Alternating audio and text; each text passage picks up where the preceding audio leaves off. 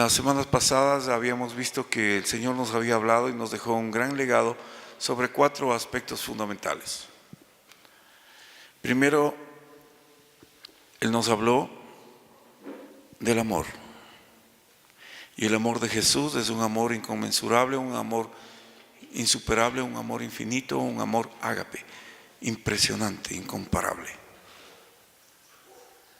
También el Señor Jesús nos habló de la comunión. Él enfocó también en la comunión como otro de los puntos trascendentes de su mensaje.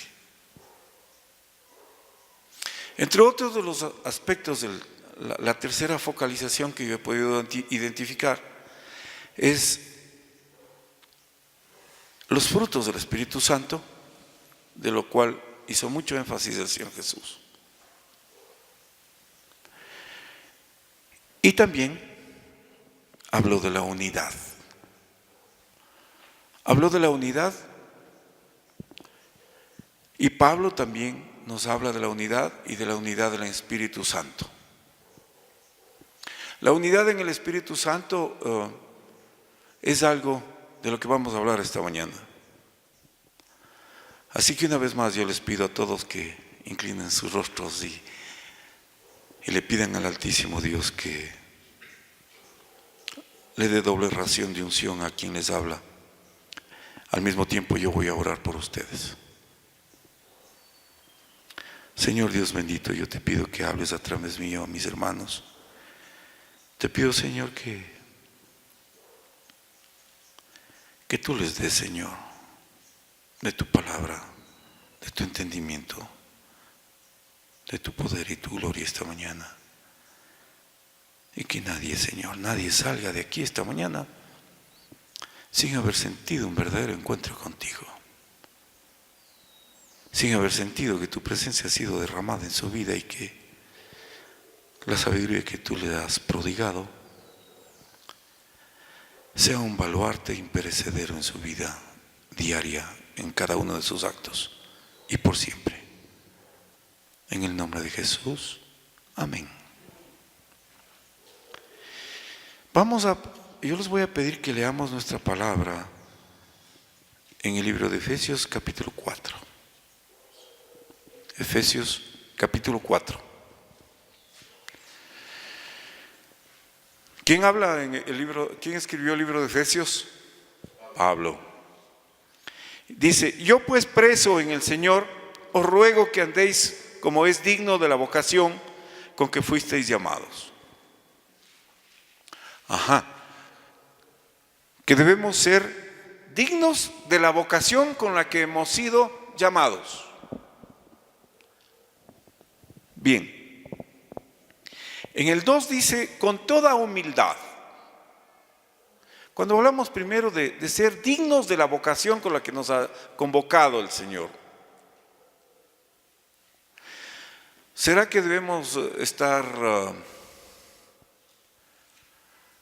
con mentiras, con irreverencias a nuestras autoridades? No. Dignos de la convocación que el Señor nos ha hecho. Dignos. Con la misma dignidad con la que nos convocó. Pero ahí viene un ingrediente en el 2, dice, con toda humildad y mansedumbre. Humildad. ¿Qué es esto de la humildad? Nosotros todos sabemos y nos creemos humildes. Y a menudo hablamos de la humildad como cosa fácil. Y qué duro, qué difícil.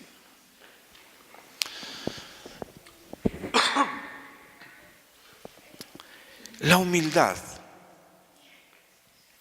La humildad es una característica, una condición verdaderamente difícil para el hombre. Es increíble cómo a menudo nos humillan y nosotros reaccionamos. O nos dicen tal o cual cosa y reaccionamos. Somos eminentemente reactivos, menos humildes. Cuando nos dicen alguna ofensa, por mínima o grande que ésta sea, enseguida reaccionamos. Reactivos. Somos como chispitas de fuego, enseguida listos como un fosforito, y nos encendemos. Humildad. ¿Cuál sería la humildad de nuestro Señor Jesucristo cuando lavó los pies de sus discípulos? ¿Se acuerdan? ¡Qué humildad! Siendo Él Señor de señores, el Rey de reyes. La humildad nuestra, ¿cómo es nuestra humildad? Nuestra humildad es, dejémoslo ahí, entre usted y el Señor. Pero sin humildad nadie verá a Dios. A veces nos permitimos juzgar incluso al hermano, miramos la paja en el ojo ajeno, pero no miramos la viga que tenemos dentro. Y nos encanta criticar a los que están en autoridad. En lugar de cumplir la palabra, lo que dice la palabra es que oremos, que intercedamos por todos los que están en puestos de eminencia. Que debemos orar por todos los santos, eso dice Efesios 6:16. Que debemos orar por todos los santos, todos. No dice menos por mi pastor, que siempre se equivoca. No dice eso, no, por todos. Tienen que orar por todos. Y más aún por el pastor, que es el que más se equivoca. El pastor de uno, porque ustedes le conocen. Las ovejas le conocen a su pastor no solo por lo que silba, sino por lo que huele. Y le siguen a donde van y son medias parecidas las ovejas. Pero claro, porque saben que su pastor le va a llevar al buen abrevadero y le va a dar buena bebida. Y le va a dar agua sana, agua pura, de la que le va a calmar la sed. O le va a llevar a un buen pasto y le va a dar buena hierba. La mansedumbre. Dice la palabra que debemos estar unidos en el Espíritu, pero para eso necesitamos primero ser, nos decía, humildes y mansos. Mansos. Y ahí viene otra cosa más adelante de la que hablaremos. Pero mansos. ¿Cuál era el hombre más manso sobre toda la faz de la tierra, según nos indica la palabra? Moisés, exactamente. Sin embargo, Moisés mató a un hombre y el Señor le amó y le perdonó. Moisés no quería ir a pelear con el faraón y era su hermanastro, era como su hermano, ¿no es cierto? Golpeó 3 veces Moisés la piedra con la vara, con el cayado, con su cayado que se transformaba en culebra. Se enojó y por eso no pudo poner un pie sobre la tierra prometida. Pero Dios le perdonó tanto que dicen que fue arrebatado. Nunca se encontró un solo hueso de su osamenta. Dicen que desapareció. Y muchos creen que fue arrebatado. Moisés, el hombre más manso sobre la faz de la tierra.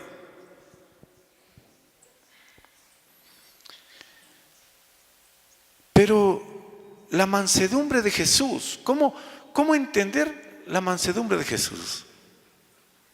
Yo creo que más manso que Jesús, ninguno.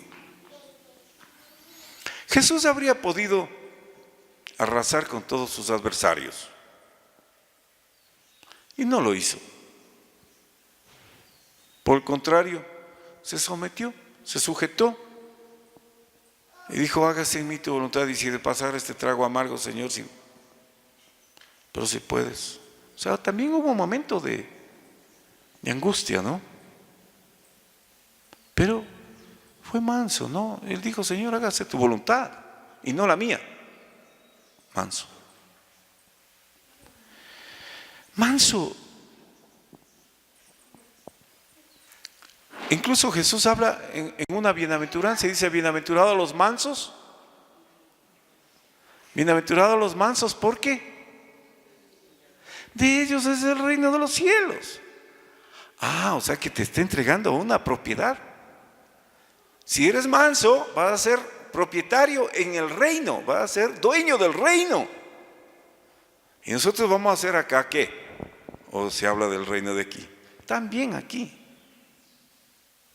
Aquí en este reino también vas a ser dueño. Pero hay que ser mansos. Muchos pastores han utilizado esta palabra de manso como anteponiéndole a esa palabra antonimia que es menso. Dice, hay que ser mansos, pero no mensos. Eso es una antonimia, no es una payasada. No haga caso de eso. Hay que ser mansos, pero no mensos. No haga caso de eso. Así pase por menso. Yo tenía un pastor cuando era joven en el Señor, cuando estaba recién nacido, que me decía, pero ve, me van a decir que soy un menso. Me decía, pero preferible que te digan siervo útil, aunque menso, pero siervo útil, a que te digan menso e inútil. Y tenía mucha razón, porque así es. Preferible que le vean a uno de menso siendo útil. ¿Útil a quién? Al Señor. Sigamos el texto del versículo 2, dice: con toda humildad y mansedumbre, soportándoos. A ver, aquí tenemos un problema a menudo. Yo veo entre los músicos no me van a dejar mentir los músicos, pero tengo que compartir esto, me disculpan. Hay una gran competitividad entre ellos, porque cada uno, el Señor les ha regalado grandes talentos a los músicos que Dios nos ha dado en esta quejilá. Pero los músicos entre ellos, ustedes les vieran cuando ensayan, cada uno es mejor que otro. Y tienen un celo de competencia que es algo impresionante. Pero manejan el tema de que se soportan. Porque lo que ustedes escucharon esta mañana que fue tan precioso, ¿sí o no? ¿Por qué? Porque se soportan, porque dejan a un lado su competitividad o sus propios talentos que el Señor les ha dado y se vuelven uno.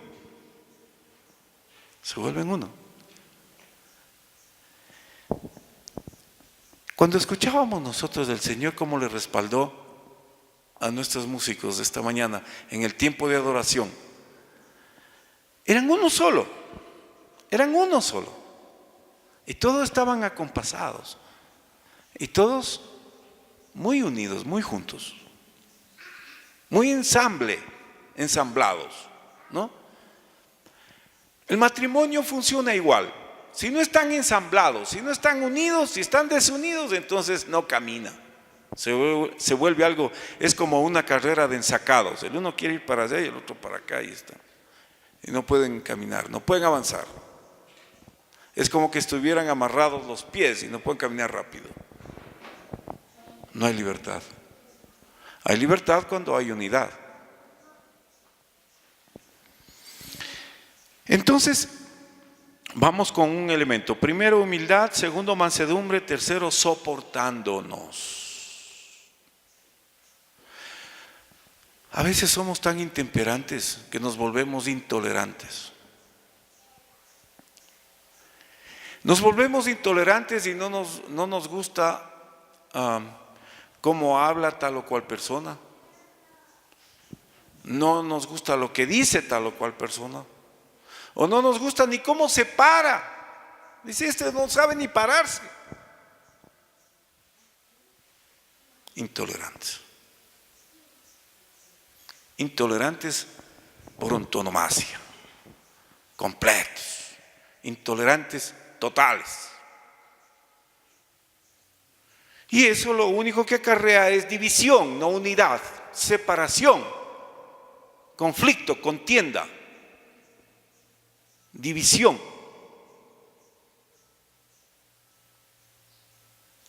El Señor no, yo de lo que puedo compartirles, amados, es que yo he podido ver que el Señor se place en la unidad, se place en la mansedumbre, se place en la humildad, no en la altivez, no en el orgullo, no en el que pelea, pleitea,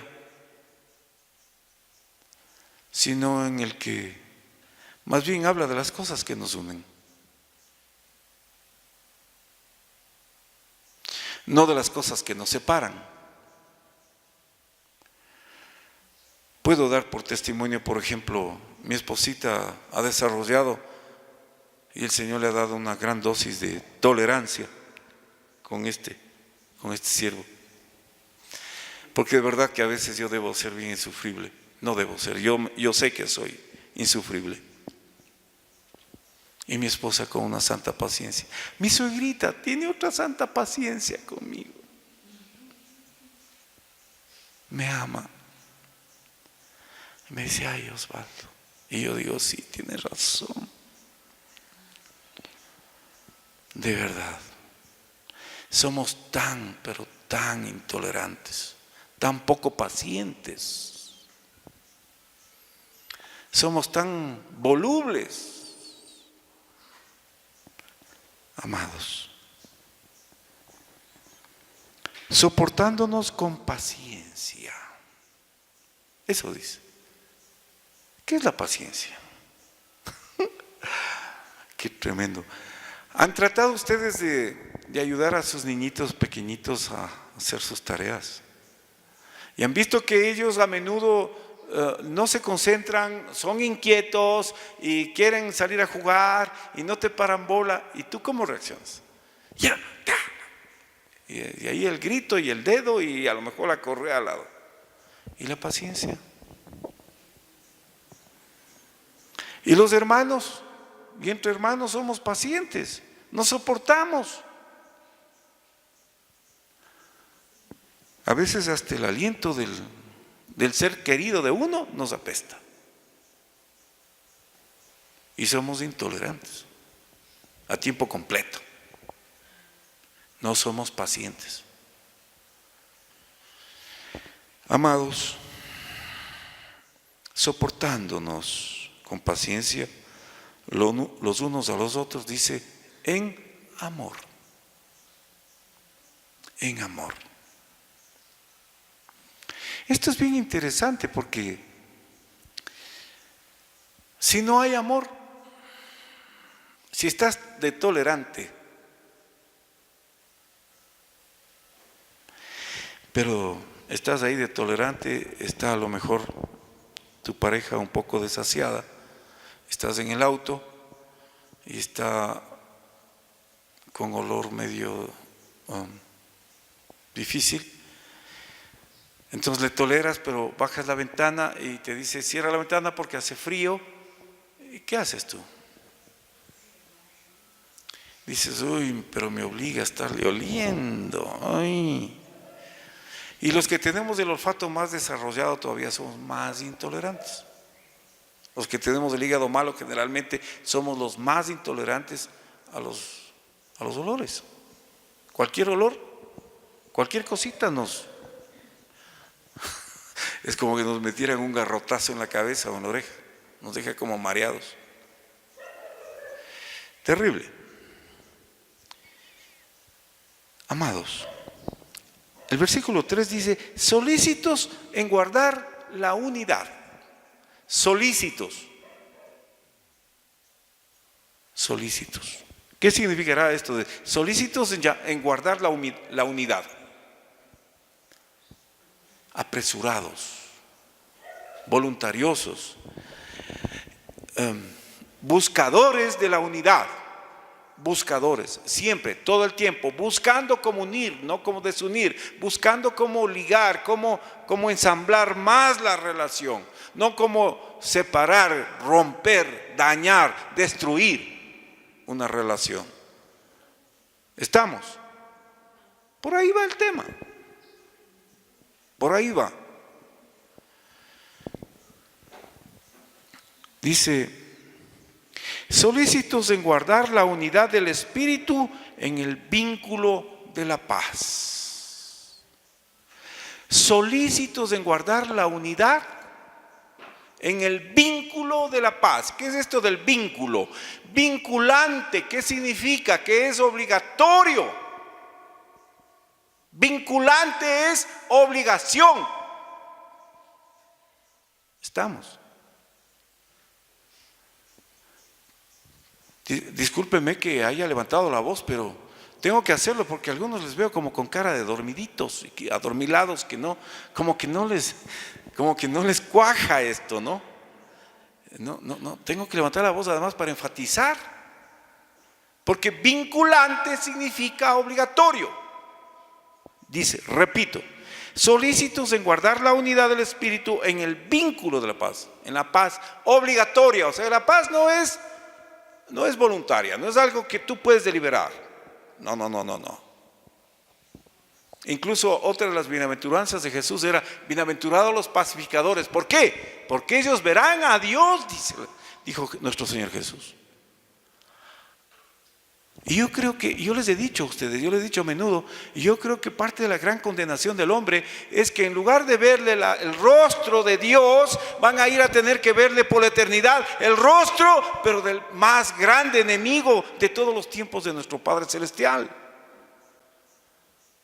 Por la eternidad van a tener que estarle viendo al más repugnante ser de toda la obra de Dios.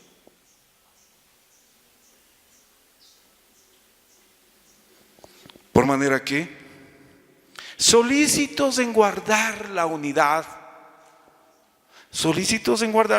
dice, del Espíritu en el vínculo de la paz.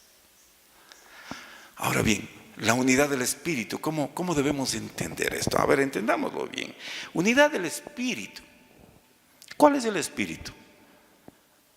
El espíritu de contienda, el espíritu de rebelión, el espíritu de ira, el espíritu de rencor. Será el espíritu a lo mejor de traición, el espíritu de a lo mejor rebelarse contra Dios porque no te hizo tal o cual favor. La semana pasada una hermanita me decía, y también lo dijo en público, decía: perdóname, Señor, porque quise separarme de ti. Está bien, pedía perdón, pero nosotros tenemos que estar unidos en el Espíritu. Significa estar unidos a Dios y no separarnos de Él. Para Dios no hay indispensables. Para Dios no hay insustituibles. Él es Dios. Él es Dios. Él nos amó desde antes de la formación del mundo. Por supuesto. Él nos amó y nos ama y nos seguirá amando y nos sigue amando. Aunque seamos lo malos que hayamos sido. Pero Él es Dios. Y a veces nos olvidamos y creemos que nuestro Señor es igual a nosotros. No, ubiquémonos. Él es Dios. El único ser que pierde si se aleja de Dios, ¿quién es? Nosotros, pues. Entonces, ¿para qué te vas a alejar de Dios? Jamás. Ni lo pienses. Es que ya no quiero orar porque no me... Es que no me dio... Con la quejadera ahí, con el lloriqueo, creyendo que porque llora ya. Y cuando caes en pecado y te alejas de Dios y te vuelves repugnante a Dios, porque Dios es santo. Cuando te vuelves mentiroso, porque en cada ocasión que abres la boca eres un gran farsante y te llenas la frente del membrete de cristiano. Entonces, porque lloras lagrimones de cocodrilo, 2, 3, 4, ya Dios tiene que darte lo que le pides. Como esas quinceañeras, mamita, quiero marido a los 15 años. La mamá se ríe. Pero claro, las mamás se ríen y con lógica razón. Ay, mijita, vos estás queriendo, estás adelantada, no es tu tiempo. Así es Dios, igualito. Cuando tenemos en cambio oración más obediencia, igual a ¿qué? ¿Cuál es el resultado? Bendición. Obediencia más oración, bendición. Entonces ahí está la bendición. Sea obediente. ¿Quiere prosperidad en su vida? Sea obediente. A las jovencitas, ¿quieren marido? Sean obedientes. Simple. Y no esperen encontrar marido por sus propias fuerzas. Esperen en el Señor. El Señor les dará, Él hará. Vámonos al cuarto. Dice: un cuerpo y un espíritu, como fuisteis también llamados. O sea que un cuerpo. ¿Y por qué tenemos ahora en el Medio Oriente, tenemos más de 3,000 sectas religiosas? ¿Por qué? ¿Por qué somos tan desunidos? ¿Por qué aquí tenemos tantas denominaciones? Porque cada uno cree ser mejor que otro. ¿Por qué? Cuando la palabra nos está diciendo claramente un solo cuerpo. Uno solo. No, es que yo tengo la razón. No, cuidado, eso no. Hablemos de las cosas que nos unen, no de las que nos desunen. Siempre seamos unidos, unitaristas. Tengamos principios universales que nos unen, como es el amor a Dios, como es el amor a Jesús, el amor de Jesús, la vida de Jesús, la enseñanza de Jesús, la doctrina crística que nos han dejado. Eso nos une, no nos separa. Que yo creo en la reencarnación de los muertos. Bueno, bien por ti, pues. Pero Dios dirá en su tiempo quién ha tenido la razón. Pero no nos desunamos. Un solo cuerpo y un espíritu, como también fuisteis llamados en una misma esperanza de vuestra vocación. Por eso jamás a mí me habrán oído hablar mal de ninguna persona, peor congregación que forme parte del cuerpo de Cristo. ¿Me han escuchado hablar mal alguna vez de alguien? Jamás. Me cuido mucho. Aunque esté muy en desacuerdo. Por el contrario, cuando he tenido la ocasión de hablar de alguien de otra congregación, lo he hecho con sumo respeto. Con sumo respeto y consideración. Unidos. Unidos. En una misma esperanza de vuestra convocación, de nuestra vocación. ¿Cuál es la vocación que tenemos nosotros? Nuestra vocación no es otra que la de servirle y amarle al prójimo. Y a veces queremos ir a barrer el patio del vecino sin antes haber barrido el patio de nuestra propia casa. ¿Cómo es esto? Barre primero el patio de tu propia casa. ¿Para qué vas a barrer el patio del vecino? No es que quiero unirme más con mi vecino porque es chévere. No, primero barre de tu casa. Aliviale la tarea a tu prójimo, tu esposa, tus hijos, etc. Y después preocúpate del vecino para ir a ayudarle a él también. Está bien. Probablemente sea tu vocación. Amén. El 5 dice: un Señor, un solo Señor. Ahí están las cosas que nos unen. Todas estas cosas nos unen, nos entrelazan. Dice: un solo Señor, una fe, un solo bautismo.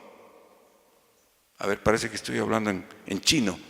No veo ninguna expresión en sus rostros. Es como que están oyendo llover. Un solo Señor. Amén. Una sola fe. Amén. Un solo bautismo. Amén. ¿Qué significará esto? Que usted va a tener un solo Padre Celestial, un solo Señor Jesús, una sola fe. No ahora, fe para ahorita y sale afuera del templo y ahí ya no tiene fe, ya perdió la fe y se vuelve un irredento, se vuelve un irreverente. No, una sola fe. Igual, una sola fe. No que pierde la fe por el fin de semana y se pega su recreo, o que se pega su escapadita y pierde la fe por 2 días o un día. No, una sola fe. Un solo bautismo implica que solamente una vez, hace el compromiso con el Señor y no vuelve a tener la necesidad de morir al pecado en el agua del bautismo, en el agua bautismal. Porque no se aparta de Dios. Eso se refiere. No se aparta de Dios. Un solo Señor, una sola fe, un solo bautismo. ¿Estamos? Avanzamos. Un Dios, el 6 dice, un Dios y Padre de todos, en el cual es sobre todos y por todos y en todos. Qué hermoso. Un solo Dios y Padre, Dios verdadero. ¿Ah? Saltémonos al 11. Dice, y él mismo constituyó a unos apóstoles, a otros profetas, a otros evangelistas, a otros pastores y a otros maestros, y a fin de perfeccionar a los santos para la obra del ministerio, para la edificación del cuerpo de Cristo, hasta que todos lleguemos a la unidad de la fe y del conocimiento del Hijo de Dios, a un varón perfecto, a la medida de la estatura de la plenitud de Cristo. Ahí está, más claro. O sea que nuestra palabra del día de hoy ha sido que debemos ser igual a Jesús. Debemos llegar a la estatura de Cristo y tener la plenitud de Cristo. La plenitud de Cristo. Saltémonos, vayamos al 14, dice, para que ya no seamos niños fluctuantes llevados por doquiera de todo viento de doctrina, por estratagema de hombres, que para engañar emplean con astucia las artimañas del error. Ajá, claro, cometes un error y enseguida no falta el comedido que viene a decirte, no, pero es que no es así, eso es una exageración, no, eso es demasiado religionismo, y vienen con sus doctrinas peregrinas, y tú te vuelves presa de doctrinas peregrinas. No, por eso lo importante de estar unidos en el Espíritu, apoyándonos, soportándonos, amándonos, con toda humildad, mansedumbre. Si nos saltamos al 17, ¿qué nos dice? Esto pues os digo y requiero en el Señor, que ya no andéis como los otros gentiles que andan en la vanidad de su mente, teniendo el entendimiento entenebrecido, ajenos de la vida de Dios, por la ignorancia que en ellos hay, por la dureza de su corazón. Ajá. De manera que nuestra nueva vida en Cristo son hechos pasados a los que no debemos volver. No debemos ni podemos volver de ninguna manera. Y por último, quiero pedirles que leamos el versículo 30, el 30 y el 32, y con eso concluimos. Dice, y no contristéis al Espíritu Santo, con el cual fuisteis sellados para el día de la redención. Ajá, o sea que al Espíritu Santo le puedes también contristar. Podemos ocasionar la ira de Dios, por supuesto, Pero al Espíritu Santo le contristamos. Al Espíritu Santo, cuando le contristamos, ¿qué es lo que ocurre? Huye de nosotros, sale de aquí. Cuando sale de aquí, entras en una tenebrosa oscuridad y no te das cuenta y pierdes la noción del pecado. Y te vuelves nuevamente presa del pecado. Y veamos por último el 32. Antes, sed benignos unos con otros. Benignos, no malignos, no pensando en maldades. Benignos. Misericordiosos. Misericordiosos, o sea, teniendo piedad. Piedad. Bienaventurados los misericordiosos, dice, ¿no? Dijo Jesús. Porque ellos alcanzarán, ¿qué? Misericordia, dijo Jesús. Entonces, si nosotros no tenemos misericordia con nuestro prójimo, ¿qué va a pasar? Que el Señor no va a tener misericordia con nosotros. Si nosotros perdemos la fe y nos vamos donde un advenedizo hechicero, leemos el horóscopo, cualquier cosa de esas, ¿qué estamos haciendo? Perdiendo la fe. Perdiendo la fe en Dios. Y esa es una ofensa al Santo Espíritu. Y eso contrita al Espíritu Santo de Dios y acarrea consecuencias nefastas. Así que cuidado con ese tema. ¿Y qué nos dice? Antes sed benignos unos con otros, misericordiosos, perdonándoos unos a otros como Dios también os perdonó a vosotros. ¿En quién?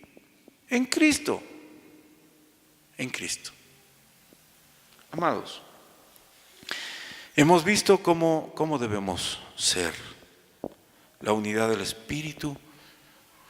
Cuando oramos también oramos en el Espíritu, no por nuestras propias concupiscencias, o por nuestros anhelos de la carne, o por la vanidad de la mente, sino en el Espíritu. Pongámonos en pie.